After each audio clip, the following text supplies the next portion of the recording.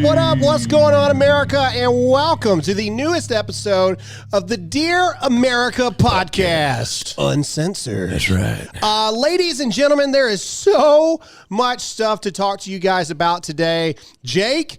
Yes? Right now, we are all Texans. Right now, we are all Texans. Texas is pretty much suing the entire world at this point. And thank you. Yes. And thank God somebody has the metaphorical and literal nuts. Wow, we did it together. Like Jinx, you owe me something. What is it called? Anyway, Texas is taking this to the Supreme Court. Yeah. But there's a lot of people who seem to be confused as to what they're doing, what the case is, all this stuff. So I have done some research today, and I am ready to just drop the philosophical bomb down on everybody. Nice. I had something stuck in my throat there. I couldn't finish.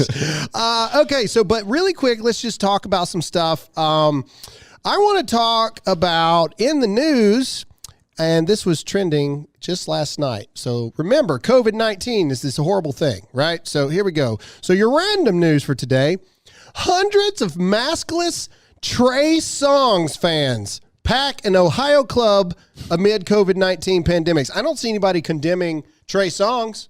I don't see anybody having a problem. Apparently, the virus likes R&B/rap music. Yeah, that makes sense. It's okay there, but when's the last time you've been to a rock concert? This is music discrimination at this point. And how dare they? How dare thee? How dare thee? How dare thee? Jon Snow. Jon Snow. Did you hear that they're making a new Game of Thrones? Oh, really? Yeah, it's like a prequel. To say sorry for the last season? No. See, I didn't think the last season was Me neither. Right. You know what? Email us, Graham@DearAmericaMedia.com. Graham@DearAmericaMedia.com. We love reading your messages. We're asking the real questions your critiques. And by God, did you think the last season of Game of Thrones was worth it? Just give us most people, it was like a 10-year escapade that they've been watching it, waiting. Me and my wife watched it in like 2 weeks. That's what we did. So the last season, it was like, cool, that was awesome. Okay, but to that argument, people that complain, this is the problem that I have. It's never going to be what you think it should be because it's a director and a producer that's actually making the show. Right. So it's what they think it should be and how they think it should go. Well, who's this season about? Or the new show? It's about what was Stark? What was the blonde chick? What was she really? Khaleesi? A Targaryen. It's about the Targaryens before like the fall of the Targaryens. You know, that's cool. Because the whole Game of Thrones is she's like retrieving her birthright or whatever it is. It's talking about what happened leading up to that point. So how you're gonna wow, crap. We digress. No, we have not digressed yet. I'm not done. What did Jason Momoa call her? Dragon Mother or something. No, something. My Moon and Stars. My Moon and Stars. Yeah, and he was awesome. We're also completely overlooking that literally on the first episode, she's pretty much forcibly raped in that episode. Which if that was made today, people would lose their mind. Okay, again, I'm just saying. Look, you can. You ladies, I know you're listening going, don't talk about my man like that. That's exactly what happens, okay? Right. She was sold into that clan or tribe or whatever it was. She didn't even know this dude. He didn't buy her a drink first, nothing. Anyway, all right. Dude couldn't even speak English. I mean, that's even worse. He grunted all the time. God almighty. Anywho, as I just ruined Game of Thrones for... politics or something? Yeah, okay, so... So politics. Okay. Actually, before we get into the Texas SCOTUS battle, that is the election, I actually want to get into something that really, really, really bothered me. Last night, this guy, if you guys haven't paid attention, the Georgia Senate runoffs are a very big deal. Oh, yeah. Right now. I don't know if you've paid attention to this, but it's a very big thing. It could potentially lead to the end of American society as we know it if you don't get out there and vote. That's right. and this person that I'm about to talk about is one of the people that are running. Wacko. And but before we do that, we got to get into a sponsor.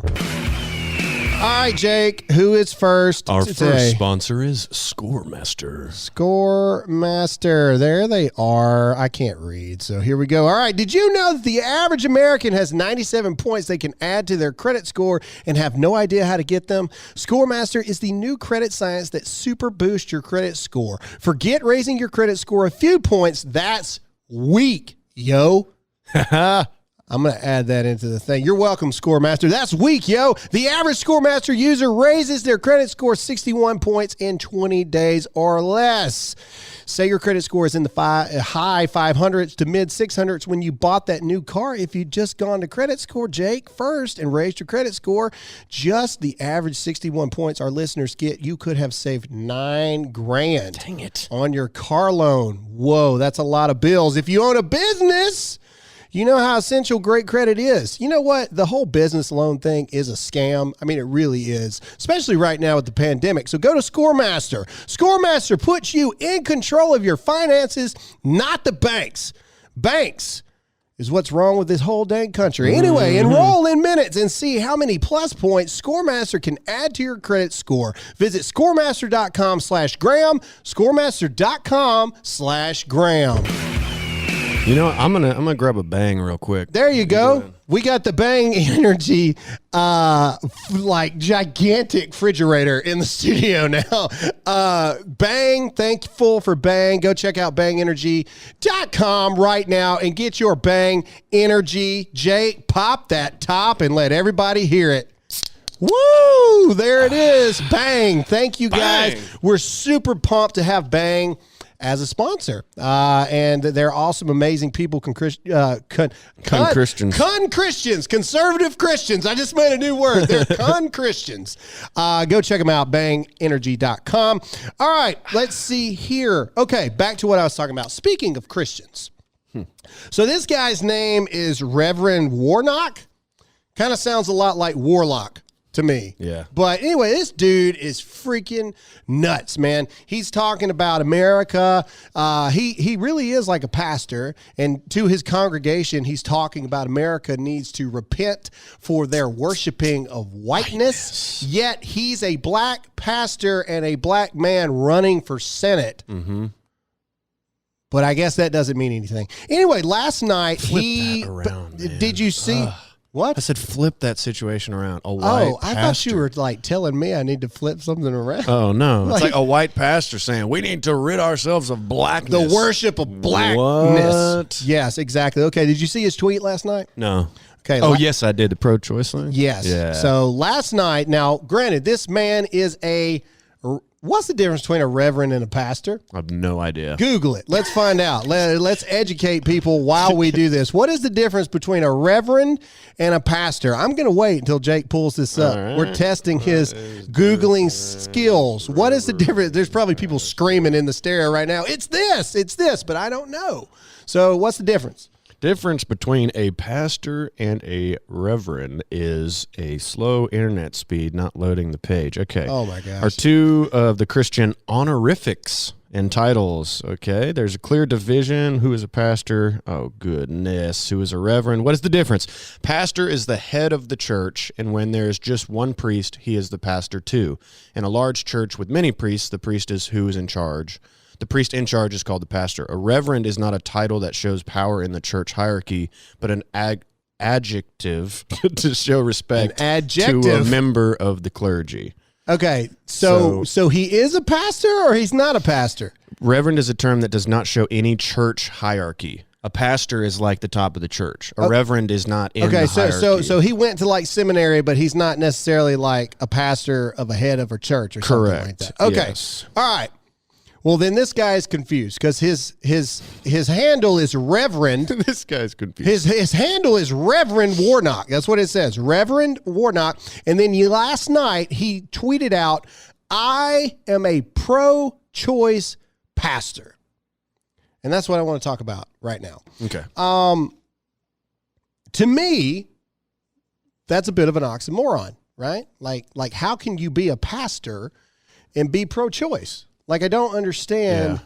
I'm an NFL player that just doesn't play NFL. Yeah. I'm allergic to cleats, and I play in the NFL. I'm really good, though. Trust me. Man, explain it to me, Jake. How can, and I know me and you don't talk about this much, like the pro-life, pro-choice debate or whatever, but I feel like we should, and especially from a pastor perspective. I'd love to get your thoughts first before I say mine, because I think most people know where I'm going to go, but I'm just curious, like, from a man that claims to be a reverend or a pastor, whichever one, he's confused himself.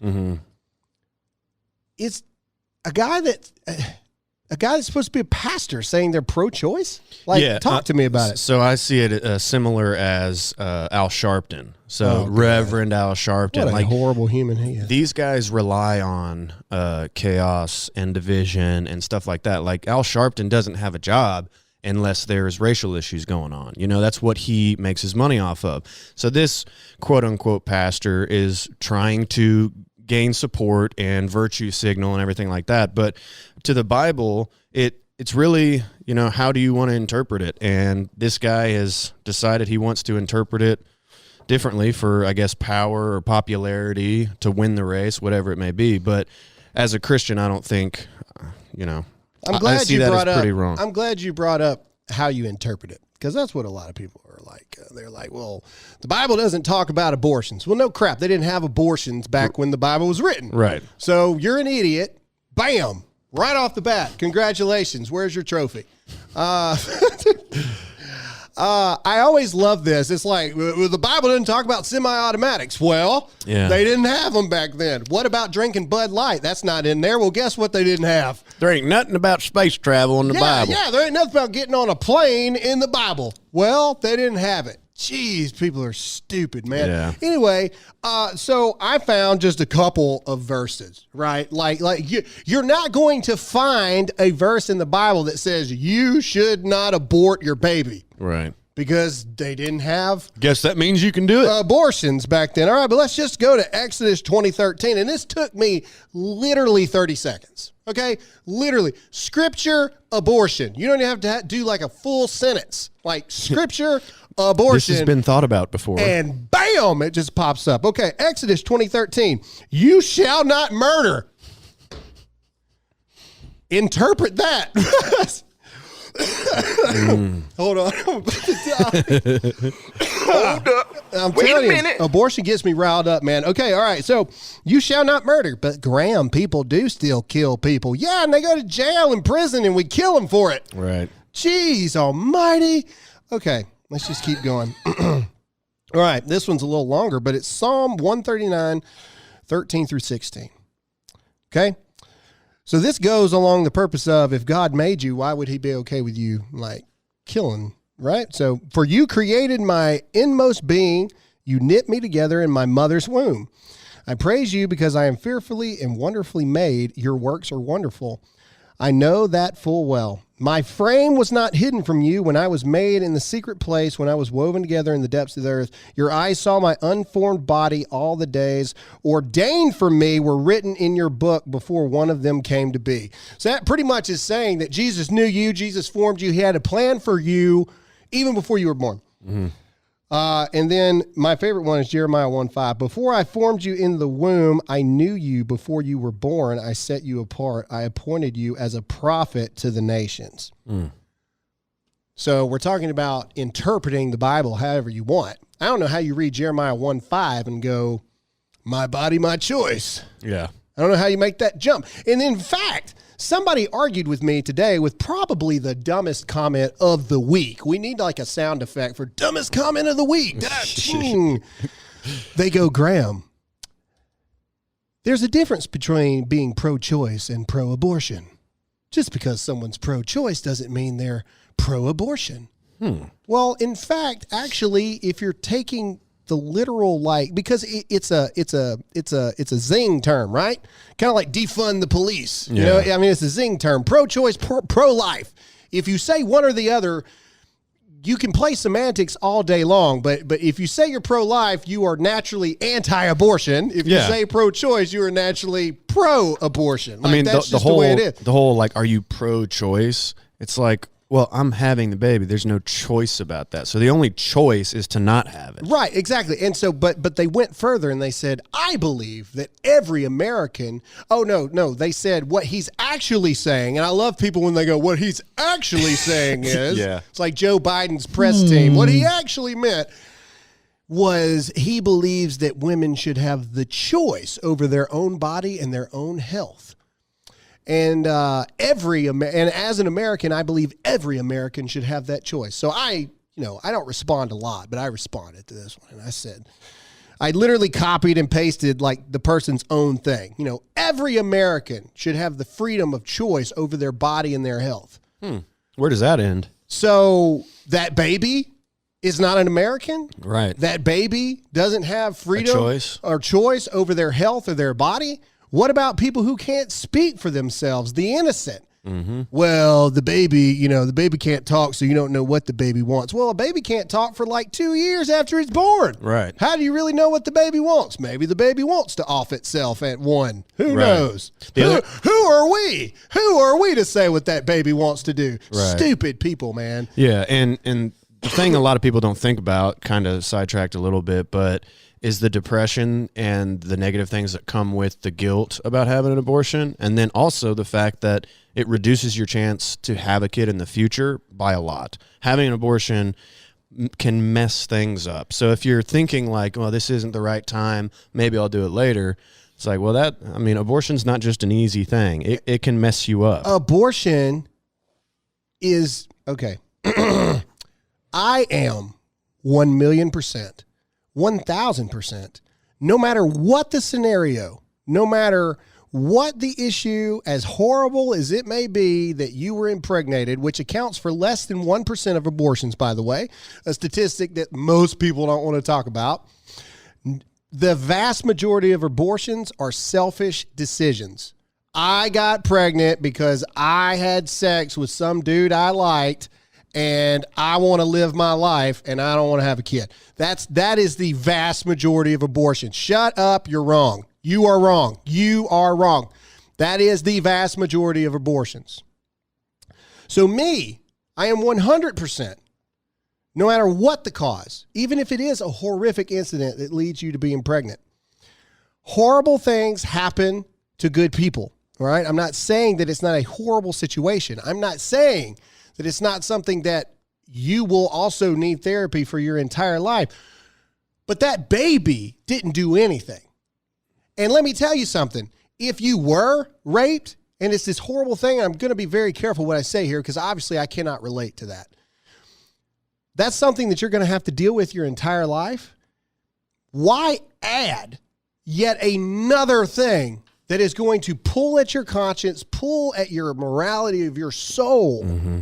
There are so many people that got pregnant due to rape, that had the child, that child is literally the life-saving thing that saved those people's lives. Yeah. Because something good and miraculous and amazing can come out of horrible situations. Yeah. And me and you have had that conversation a lot. Why do bad things happen to good people? Mm-hmm. It's a question that we're not designed to understand. In fact, the Bible actually has verses about that. You know, Jesus borderline says you're too dumb to understand. I mean, he does. I like to imagine Jesus and God as a sarcastic person. Yeah. Because I am sarcastic. So I like to imagine that he's got a little bit of a zinger type humor. I like to imagine he's wearing a Metallica shirt. Yeah, wearing I like my Jesus to have a mullet. 6 pounds. You know, anyway, all right. No, what I'm saying is, I mean, he pretty much said like he got asked directly the question, why is this happening to me? Yeah. And he goes, do you know the stars in the sky? Do you know the sand, the count of sand on the beach? I didn't think so. Shut up. I didn't think so because you ain't smart enough. God. Yeah, you're not me. It is ridiculous for you to try to understand. Yeah. But out of tragedy, like look at something like 9/11. Mm-hmm. Look how many, as horrible of a day as that was, mm-hmm. look how many positive, amazing, life-changing things that happened from that horrible incident. Yeah. Okay? We are not designed to understand the long term. We can look back almost 20 years later and go, wow, this organization was created. These millions of people joined the military. Their whole life went a different direction. We can look at that now. Right. In hindsight perspective, but it all boils back to this moron who says that he's a pro-choice pastor. You are not a pastor. You're actually just a really crappy Christian. Yeah, it's what John talks about all the time. Like, being a cool pastor is not being a pastor at all. Like, Correct. You're supposed to be hated by the majority if you're a Christian pastor. That's what it talks about in the Bible. If you're not, and if you're trying to be cool and bend the rules of Christianity to get a following, well, then you're a fraud. Yeah, exactly. Being a pastor is like being a parent to a whole bunch of people. If your kids are never mad at you, ever, then you're probably a horrible parent. Yeah. Okay, let's just be honest. So pastor is the same thing. A pastor's job is not to make you feel good. Right. A pastor's job is to tell you. Now, and again, I realize not everybody believes Christianity. I realize we're getting kind of on a tangent here. But if you're going to church, you're there for a reason, right? The pastor's job is not supposed to make you feel good like freaking Joel Osteen or whatever his name is. If you believe in God, then he's going to bless you. Wealth is going to find you. You'll be so rich. Health and prosperity is going to determine your being. No, that's fake crap is what it is. Actually, the Bible actually says if you choose to be a Christian, it's going to be real tough on you. Yeah. That's what it says. Anyway, a pastor is not supposed to be your best friend. A pastor is not supposed to be, you're not supposed to feel warm and fuzzy about everything. A pastor is supposed to gut punch you straight up. That's just my opinion. I don't know. Maybe I'm wrong. Write me, Graham at DearAmericaMedia.com. That's Graham at DearAmericaMedia.com. Let me know what you think. Let me know. Do you think I'm off base? Do you think I'm wrong? If you've had an abortion and you listen to this show, let me know. Let me know your thoughts about what I say. I'm going to be honest. I don't think you're going to change my opinion on it, but I welcome any conversation on this. To me, life starts at conception. I have found nothing in the Bible that contradicts that. So that's what I believe. I find it difficult to justify that someone becomes a person as soon as they pass through a vagina. Yeah. Sorry. What about C-section babies? Do they not count? Are they second-class citizens because they didn't go through the vaginal canal? I'm serious. Yeah. Where's the line? That's just my opinion. So This dude is an idiot. If you live in Georgia, you need to go vote because this is the type of person that could potentially be a senator in Georgia. Would Jesus Christ say something like that? I don't think so. Yeah, exactly. Yeah. There you go. There's a lot of things I say that I know Jesus wouldn't say, but I'm not Jesus. Yeah. And Lord knows he knows that. But I'm pretty sure Jesus would not be pro murdering the baby that he made. Yeah. But maybe that's just me. All right. The rest of this show is going to be talking about the election, the Texas case, the Texas lawsuit. I have broken down things that are going to blow your mind because the average American doesn't know any of this stuff, and you need to because this is why it matters. What is constitutional versus what is just U.S. code? What is congressional amendments versus that's just precedent of what we've done? We're going to talk about it, but before we do, we got to get into a sponsor. All right, Jake. So next we have iTarget. This year has reminded us of many things, including how important it is to look after the ones we love. This holiday season, give the gift of safety, accuracy, and self-defense. Give them iTarget Pro. When the government can't or won't protect your family, self-defense is your only option, but most of us don't have the time to consistently train, plus ammo is really expensive. I went in to buy guns yesterday. I was going to I had like an hour and a half between meetings, and I went into Grady's, and I was like, I'm just going to buy guns.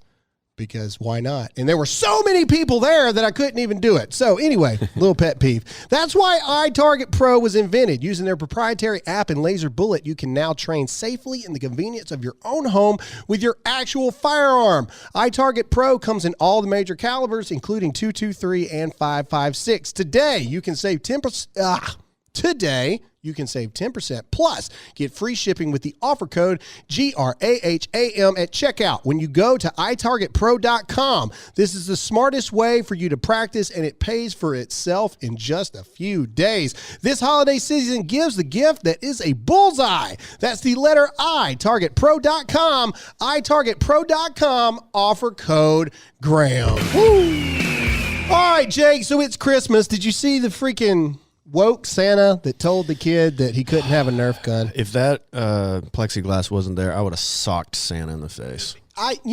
One of the biggest Fraud anyway. It wasn't even the real Santa. Yeah, it wasn't anyways. even the real Santa. So first of all, he did get fired, by the way, from what I read.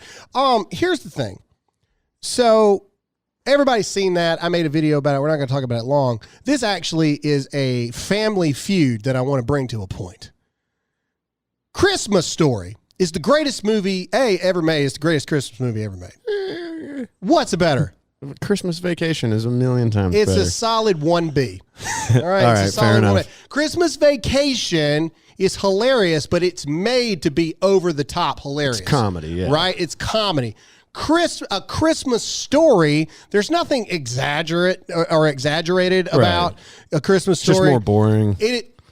It is the real life scenario of what it's actually like being a family leading up to Christmas Day. Yeah. Okay? What happened with that Santa proves that A Christmas Story is more of a real type story than anything else. If you have ever seen a person that is a movie character in real life, it's that Santa telling the kid he can't get a Nerf gun, just like Ralphie can't get a Red Ryder BB gun in the movie. Like when Santa goes, "You'll shoot you out," kid, and like kicks him down the little thing. If there had been a slide, I swear to the Lord above, I would have lost my mind. Yeah. Anyway, okay. We tried to get in touch with the kid, but so many other major news outlets beat us to it. He got a lot of Nerf guns now. Yeah, and that Santa is out of a job. And the Santa is out of a job because he sucks. He smells of beef and cheese, and he's a liar, as the elf would say. What kind of reasoning do you think was going on in his brain? Like, what was it against guns? So even Nerf guns aren't okay for kids to have? Is that what the Santa was saying? It's just, yeah. Like, I don't want him to get fired for being misunderstood. Like, if he said something like, No, he said, nope, not going to get you a Nerf gun, no guns. He said, if your dad wants to get you one, that's fine, but Santa's not going to do it. The exact quote. Yeah. What a loser. Anyway, okay, look, What a loser. unless you're retired, okay, and it's like your retirement job, if you're a mall Santa, life has probably not gone the way you want it to in the first place. There's a reason that you're a mall Santa, unless you're retired and you just really like making kids happy or whatever. Yeah. But he's acting like he's actually going to be the one to get the kid presents. Yeah. Like, no, I don't believe in guns, so I'm not going to get you that. What else you want? Like, you don't know that you're actually not Santa and you're a mall employee making minimum wage. Making a political statement to a 7-year-old. What a loser. All right, let's get into, give me an applause, Jake. Here we go. All right. Texas is suing multiple states to have basically their election results thrown out. I love it. Georgia, Pennsylvania, Wisconsin, and Michigan, I believe, are the ones that are there. Weak states. All right, so basically, Just kidding. a lot of people are, and Texas isn't the only one, okay? So as of right before we started filming this, and there may be more by the time you listen, Texas isn't the only one joining. Okay, so far, these are all the states that have either joined or said they'll join if the Supreme Court takes the case. All right? Alabama, Arizona, Arkansas, Florida, Georgia, Idaho, Indiana, Iowa, Mississippi, Missouri, Nebraska, North Dakota, Ohio, Oklahoma, South Carolina, South Dakota, Tennessee, Texas, Utah, West Virginia, Wyoming. It's half the country. Let me do a little quick count. 1, 2, 3, 4, 5, 6, like 7, 8, 18. 9, 10, 11, 12, 13, 14, 15, 16, 17, 18, 19, 20, 21. What happens if the majority of states say, no, Supreme Court, you're going to take this freaking case? What happens? What happens if you got the majority of if you're the Supreme Court? And we're going to break down what the case actually is. I'm going to break down the Constitution because I've done a lot of research here. Yeah. All right.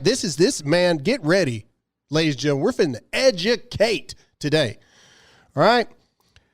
But what if the majority of states in this country pretty much demand the Supreme Court to take this case? That's all it is. Well, I mean, what happens? I realize the Supreme Court is the highest court, and they technically don't have to hear any case. Mm-hmm.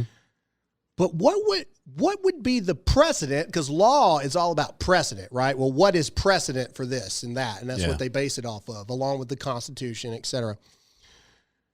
Has there ever been a precedent where the majority of American states demand the Supreme Court hear a case? I don't know. I don't know if that's ever happened. I don't know if there ever has, especially since we've been 50 states. Yeah.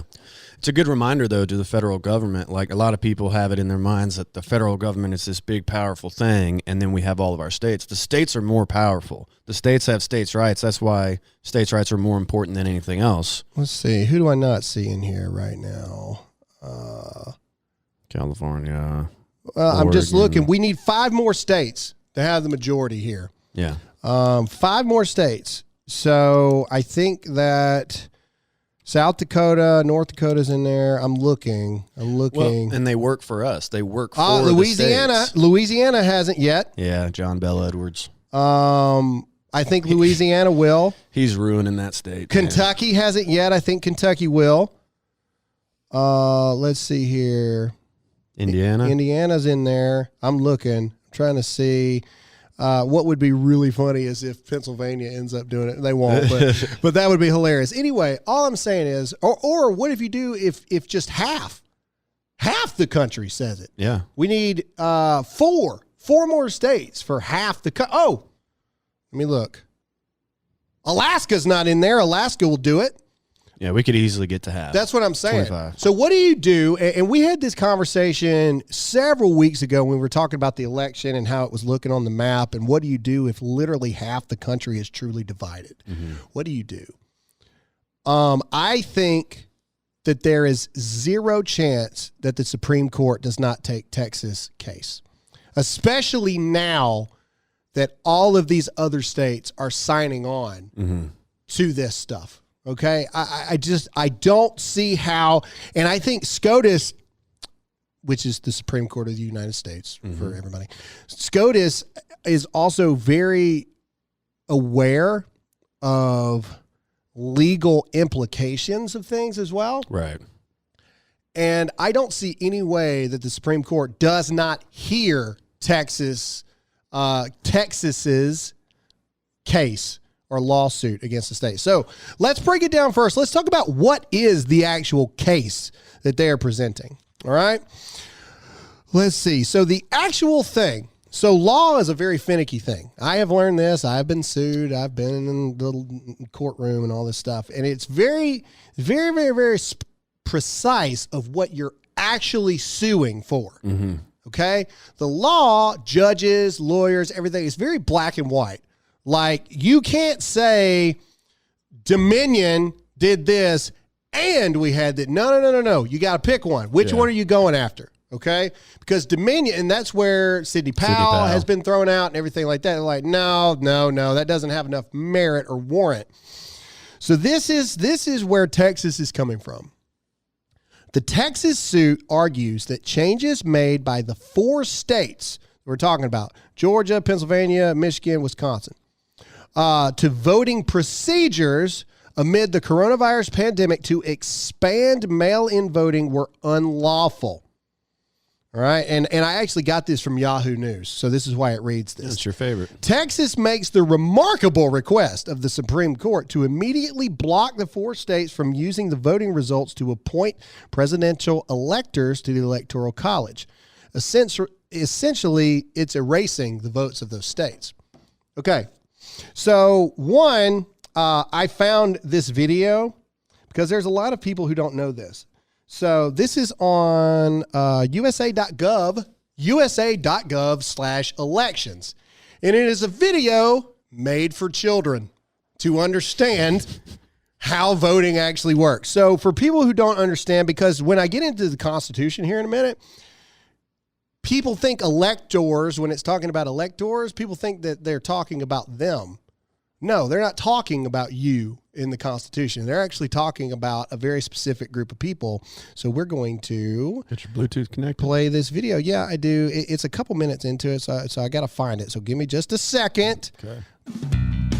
Whoa. Hey, kids, you ready to learn about the It's Constitution? made for kids.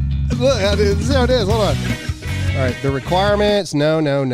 That's awesome. Hold on. Primary and caucuses. No. Caucus. Hang on. I bruised my caucus yesterday. Okay, here we go. I think this is it. Of the general population. On election day, people in every state cast their vote. All right, here we go. So most people don't know. When people cast their vote, they are actually voting for a group of people called electors. The number of electors each state gets is equal to its total number of senators and representatives in Congress. Did you hear that? When people vote on election day, they're actually not voting for the candidate. They're voting for the electors. Okay, so the Constitution talks very much so about electors. So there's a bunch of key things that are in here. There's a lot of dates that people are throwing around. There's a lot of this. There's a lot of that. The thing that I did not know is that the only hard date that the Constitution actually talks about is January 20th. Okay? January 20th at noon. That's when the president's term ends, either the first term or the second term. That's when their power is no longer there anymore. January 20th at noon. All right. So, but there's also a bunch of things. There's a difference between the Constitution and there's a difference between U.S. code. Yeah. Okay. So the Constitution talks about electors, and a lot of people misread that and they think that, oh, well, they're talking about me. Mm-hmm. No, that's not what it is. Now, hold on. I got a bunch of stuff here. That's the code. Here we go. All right. So Congress has the power. Hold on. Like I said, I got a lot here. Yes. Okay. So Congress, the Constitution talks about the fact that Congress may determine the date and choosing the electors. The Congress may determine the time of choosing the electors and the day on which they shall give their votes, which day shall be the same throughout the United States. Okay, so that's what the Constitution says. So when it says electors, it's not talking about me or you or anyone listening to this, unless you actually are an elector for the GOP or the DNC for your state. The Constitution actually only talks about this verbatim. Here it is. The Congress may determine the time of choosing the electors and the day on which they shall give their votes, which day shall be the same throughout the United States. Okay, so if that's what the Constitution says, then that's the way it is. So the Constitution doesn't specifically say that, this is election day, this is when the electors have to cast their votes, blah, blah, blah. It gives the power to the Congress to do that, right? So what I didn't know is all of these different things that Congress has made throughout time here. So let's do this. So let's see here. So this is U.S. law. This is articles. Okay.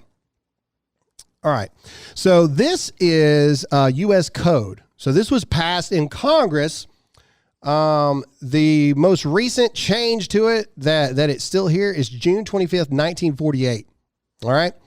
So this is code. Crap. What code is this? Hold on. I got to find it here because I want to give you guys the actual code that is this stuff. 1 second. This is live things. Okay. This is important for you guys to understand. Okay. Here we go. So this is actual Title III, and it's deemed for the president. This is United States Code, Title III, and it's in Section 7, I believe. Yeah. Yeah, meeting and the vote of electors. Okay, so Congress actually passed this. Okay, so Congress actually passed that The electors of the president and vice president of each state shall meet and give their votes on the first Monday after the second Wednesday in December following their appointment at such place That's in a little each state. confusing. It's a little confusing, but sometimes like Monday falls on a weird day, blah, blah, blah, blah, blah. And so that's where people get December 14th from. Because December 14th in 2020 is the first Monday after the second Wednesday in December. Okay. Now, that's not constitutional, but that is a Congress-passed Code that we follow. Okay? So here's why I think that Trump is going to win this thing. Okay? And I'm not done. I've got a lot of other things here. Do you know what the POTUS Election Day Act is? I do not. Well, actually, let's start here. A lot of people are talking about Safe Harbor Day, which passed on the 8th. Okay, so that was Safe Harbor Day. And that's actually called the Electoral Vote Act of 1877. So let me go to that really quick. Electoral, and I'm Googling it as I talk about it because I want people to know that I'm not just making this crap up. Like this is right here. So December 8th, 2020, the Safe Harbor deadline.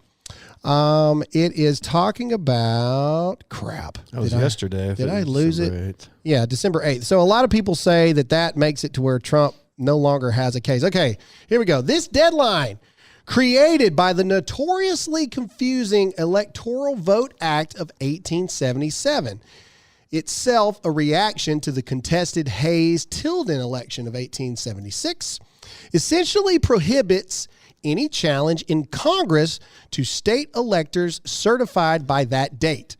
Set at 6 days before the Electoral College virtually meets to cast votes for the next president, while it has never been fully tested, a state certification of results and electors existing at the time of this deadline should also be very difficult to question in state or federal courts.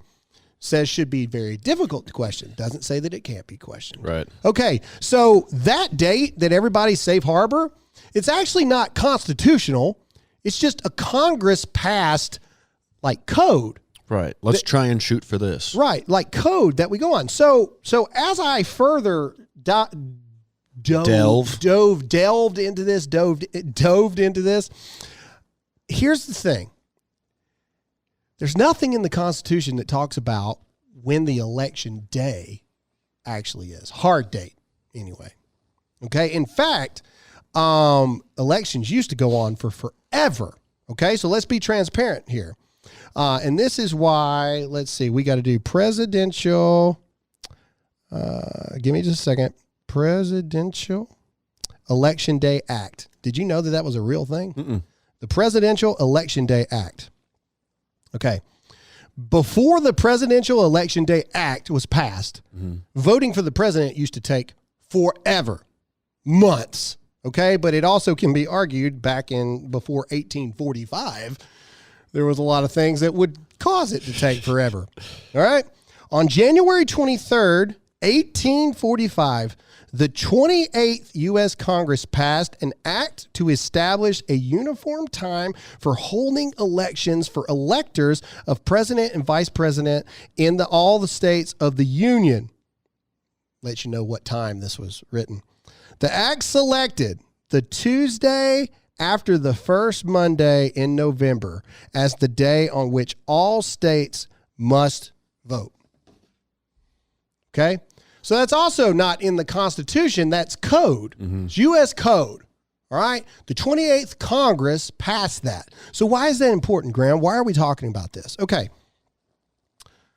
Texas is saying that these states did not have the authority to make the decision that they made to extend the election through mail-in ballots. Right.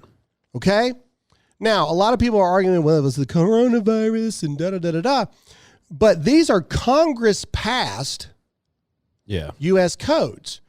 Now, I'm not even saying that if they had taken it to Congress and it would have gotten passed, I'm not saying that it would have or it wouldn't have for them to have been able to extend it. Because they had, Lord knows, enough time before the actual election.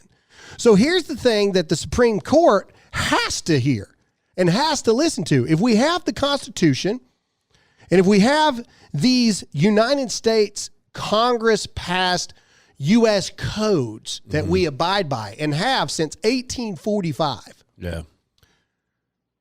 Shouldn't we have had to put another Congress meeting U.S. code in place to circumvent these codes that we have operated for since 1845? Yeah, I'd be interested to see what like the code is for breaking a code. Like, it's not law, is it? The code, it's just right. like it's not good. Well, guidelines. But is it not? Because if you circumvent it all the way back to the Constitution, what does the Constitution say? The Constitution says that Congress will decide when voting happens, when the electors cast their votes. Congress will decide the date and time for all this stuff. That's what the Constitution says. Yeah. The Constitution says that Congress decides. Yeah. The Constitution don't say that the states decide. The Constitution says Congress decides. And for that very reasoning right there, I think Texas wins this case in the Supreme Court. Because if we're going law, if we're going Constitution, if you trace it all the way back to the Constitution, well, the Constitution doesn't, specifically say dates and whatnot. No, it doesn't. It says the Congress decides. Well, the Congress decided in 1845 that the election day would be held on what is November 3rd this year. That's what it says. So if Congress, the states, or whatnot did not do what needed to be done to pass another Congress-related code or an amendment to a code or whatever, did the states actually have the authority to change a Congress-mandated code? That is the argument that Texas has, and that is why so many states are signing on, because they're like, oh, crap, you're on to something there. If they did not have the authority, you have to cancel all of those votes. You have to cancel every single one. So as we have said for a very long time, ladies and gentlemen, this is not over. Okay? Because, and everybody's like, but December 14th, they got to cast it. Well, if you can bypass one code, which says you actually only have the one day on November 3rd to vote, if that don't matter, well, then this December 14th date don't matter. Right. And if you can circumvent U.S. code without having to go to Congress to be able to do it, see what I'm saying? You can't have it both ways. And if you go back to the Constitution, which that's the Supreme Court of the United States' ultimate job, is to vote, is it constitutional or is it not? Yeah. The Constitution says very plainly that the Congress decides the dates and times, and it shall be that way throughout the entire United States. Yeah. So if Congress set up a Presidential Election Day Act in 1845, did these four states have the authority, the constitutional authority to change it? Because they're really the only four states that did. Yeah. I think there was 6 total. Everybody else got their crap done on the day, except there was really 6 states because you got Nevada and Arizona, but everybody's really focusing on Georgia, Pennsylvania, Wisconsin, and Michigan. They all just happened to be states he was winning that night. And then he ended up losing, right? That switched morning. The election. So again, circling it all back for you guys so you guys understand, okay? The actual election day, the actual safe harbor day, the actual December 14th electors cast their votes to certify the election. Those are all U.S. code that Congress has passed into U.S. code. That's not Constitution stuff.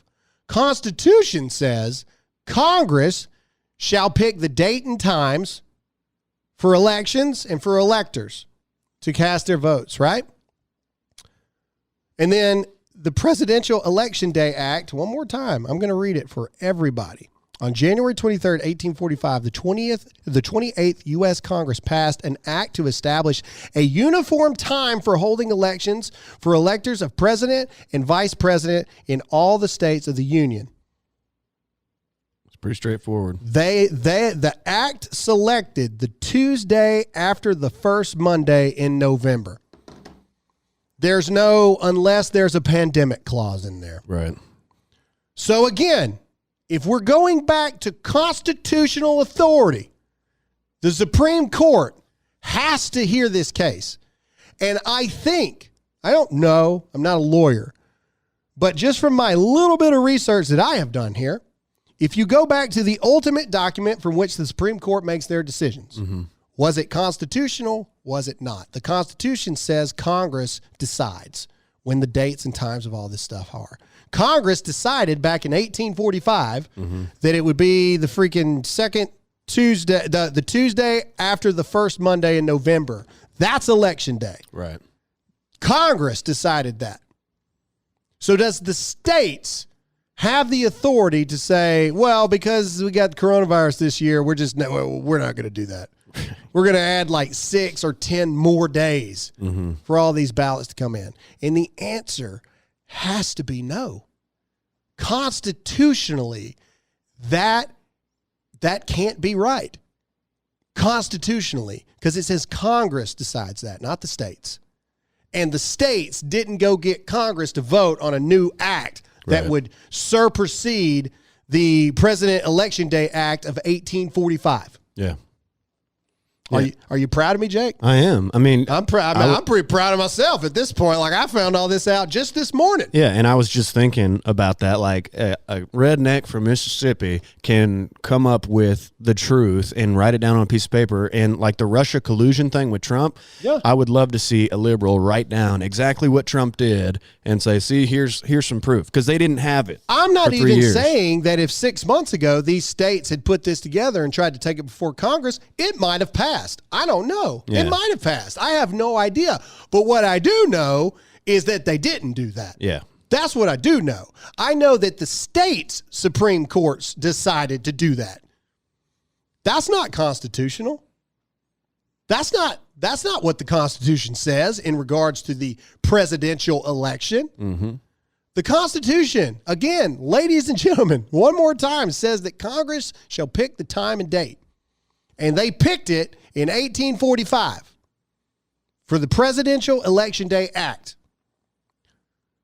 So the case that Texas is bringing to the Supreme Court, that now 21 states so far have signed on to take this to the doorstep of the Supreme Court, they are saying that if you take all this info, all the U.S. Code, the Constitution, those states, and I think that they could even argue the 6 states to include Nevada and Arizona, did not have the authority to make that decision, which would make all votes counted after the end of November 3rd. Throw them out. Yep. Or better, you got to throw out the freaking states, just the states in general. They don't get to vote this year, because that state and the state's elected officials chose to violate Constitution. Yeah, take it up with your governor. Take it up with your governor. Take it up with your people.